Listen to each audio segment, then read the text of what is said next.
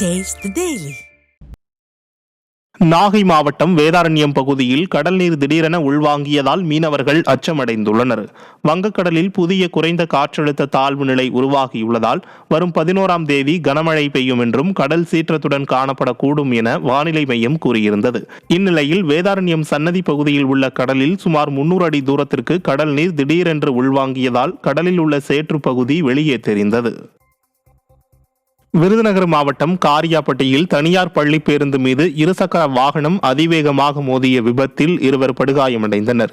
தண்டியனேந்தலைச் சேர்ந்த கருப்பசாமி மற்றும் அருப்புக்கோட்டையைச் சேர்ந்த ராஜ்குமார் ஆகிய இருவர் இருசக்கர வாகனத்தில் சென்றபோது காரியாபட்டி ஐயப்பன் கோயில் அருகே அந்த வழியே வந்த ஒரு பள்ளி பேருந்து மோதியது. இதில் இருவரும் படுகாயமடைந்தனர். அரை மணி நேரம் தாமதத்திற்கு பின்னரே வந்த 108 ஆம்புலன்ஸ் அவர்களை மருத்துவமனைக்கு அழைத்துச் சென்றதை கண்ட பொதுமக்கள் திமுக ஆட்சியில் ஆம்புலன்ஸ் கூட குறித்த நேரத்திற்கு வருவதில்லை என பொதுமக்கள் குற்றம் சாட்டுகின்றனர்.